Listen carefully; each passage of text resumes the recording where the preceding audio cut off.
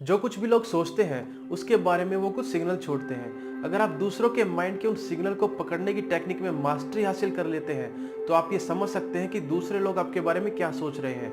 अगर थोड़ी प्रैक्टिस के साथ थोड़े स्किल्स डेवलप किए जाए तो आप भी माइंड रीडिंग सीख सकते हैं। हार्वर्ड मेडिकल स्कूल के एक प्रोफेसर ने ह्यूमन साइकोलॉजी के बारे में रिसर्च की और रिसर्च करने के बाद उनको पता लगा कि ह्यूमन बींग्स के अलावा कुछ ऐसे एनिमल्स जिनका डीएनए ह्यूमन बींग्स से मैच करता है, उनके पास पहले ही कुछ ऐसे न्यूरॉन्स होते हैं जो दूसरों का दिमाग पढ़ सकते हैं। इसलिए हमारे अंदर पहले से ही नेचुरल ये टेंडेंसी होती है कि हम दूसरों के दिमाग में चलने वाले थॉट्स का पता लगा सकते हैं। कई बार ऐसा होता है कि कोई आपसे कहता कुछ और है लेकिन उसके दिमाग में कुछ और चल रहा होता है। तो किस तरह से आप उसके दिमाग की सच्चाई का पता लगा सकते हैं, उसके लिए आपको कुछ पॉइंट्स को ध्यान में रखना पड़ेगा। नंबर 1, जब भी कोई आपसे कुछ कहता है, अपनी बात को आप तक पहुंचाने के लिए उसके बोले गए वर्ड्स केवल 7% तक ही उसका साथ देते हैं। बोलने वाले पर्सन का इस एरिया पे पूरा कंट्रोल होता है, इसलिए किसी के वर्ड्स को सुन के आप ये अंदाजा नहीं लगा सकते कि वो आपसे सच बोल रहा है या नहीं।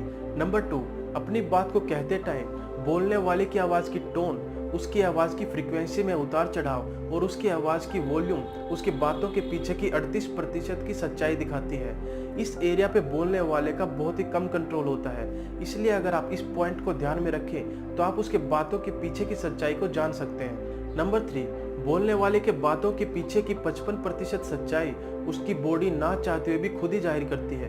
इसलिए उसकी बॉडी लैंग्वेज को देखकर आप ये समझ सकते हैं कि उसके दिमाग में क्या चल रहा है, क्योंकि बोलने वाले का इस एरिया पे ना के बराबर कंट्रोल होता है। तो अगर आप सामने वाले के बोले जाने वाली बातों पर ही सारा ध्यान देते हैं, जो कि उसके कम्युनिकेशन का सिर्फ 7% हिस्सा है और पूरी तरह से उसके कंट्रोल में है, तो आपके लिए सच्चाई को जानना बहुत मुश्किल हो जाएगा।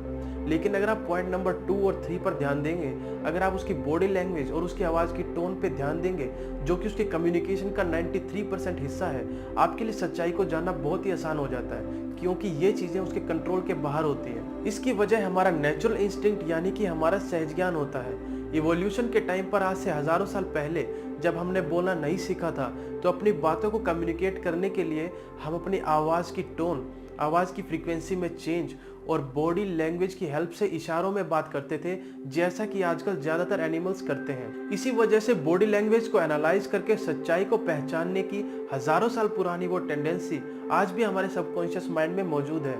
कोई आपसे कुछ भी कहे, लेकिन अपनी आवाज़ पे और अपनी बॉडी लैंग्वेज पे उसका कंट्रोल ना के बराबर होता है।